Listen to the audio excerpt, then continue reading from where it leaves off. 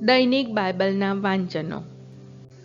તારીખ 28 જુલાઈ 2026, સામાન્ય કાળના 17મા અઠવાડિયાનો મંગળવાર.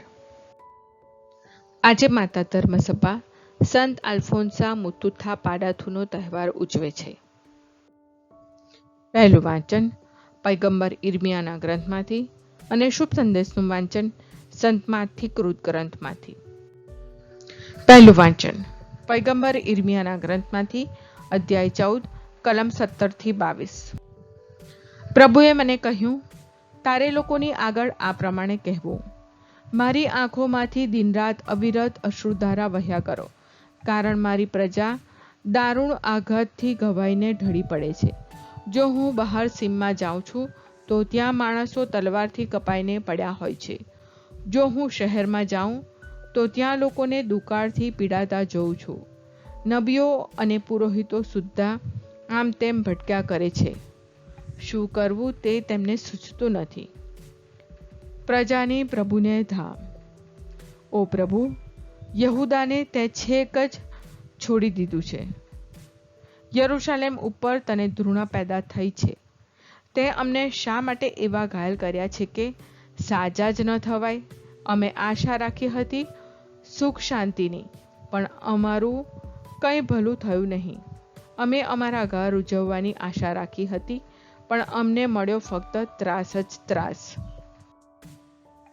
ઓ પ્રભુ, અમે અમારી દુષ્ટતા અને અમારા પૂર્વજોના અપરાધ કબૂલ કરીએ છીએ. અમે પોતે પણ તારો ગુનો કર્યો છે. તારા નામ ખાતર અમારો ત્યાગ ન કરીશ.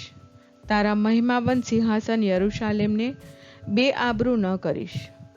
અમારી સાથેના તારા કરારને સંભાળ, તેનો ભંગ ન કરીશ. બીજી પ્રજાઓમાં દેવલા વરસાદ લાવી શકે ખરા?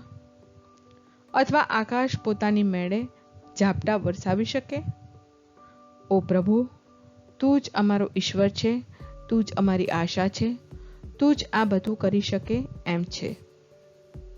આ પ્રભુની વાણી છે, તે આપણો આધાર છે. શુભ સંદેશનું વાંચન સંત માથી કૃત ગ્રંથમાંથી, અધ્યાય 13, કલમ 36-43. જંગલી ઘાસની ઉપમાની સમજૂતી. પછી લોકોને મોકલી દઈને ઈસુ ઘરમાં ગયા. એટલે તેમના શિષ્યોએ તેમની પાસે આવીને કહ્યું, ખેતરમાંના જંગલી ઘાસનું દૃષ્ટાંત અમને સમજાવો. તેમણે કહ્યું, સારા બી વાવનાર તે માનવ પુત્ર છે. ખેતર તે આ જગત છે. સારા બી તે ઈશ્વરના રાજ્યની પ્રજા છે. પણ જંગલી ઘાસ તે શૈતાનની પ્રજા છે, અને તેને વાવનાર દુશ્મન તે શૈતાન છે. લણણી એ યુગનો અંત છે, અને લણનારા તે દેવદૂતો છે. અને જેમ ઘાસ ભેગું કરીને અગ્નિમાં બાળી મૂકવામાં આવે છે, તેમ યુગના અંત વખતે પણ થશે. માનવપુત્ર પોતાના દૂતોને મોકલશે, અને તેના રાજ્યમાંથી બધા પાપ કરાવનારાઓને ભેગા કરી બળબડતા અગ્નિમાં નાખશે. ત્યાં રોવાનું અને દાંત પીસવાનું ચાલ્યા કરશે.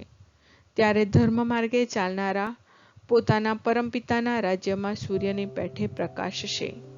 જેને કાન હોય તે સાંભળે. આ પ્રભુની વાણી છે, તે આપણો આધાર છે. પ્રાર્થના. ઓ મારા પ્રભુ ઈસુ, હું મારા પાપો માટે પસ્તાવો કરું છું. મારા પાપો માફ કરો. મારા હૃદયમાં આવો. હું તમને મારા પ્રભુ અને તારણહાર બનાવીશ. આમેન. પ્રભુ તમને સુખી રાખો અને તમારી સંભાળ રાખો. પ્રભુની તમારા ઉપર કૃપા દ્રષ્ટિ અને મહેરબાની હો. પ્રભુની તમારા ઉપર પ્રસન્નતા હો, અને તે તમને શાંતિ બક્ષો.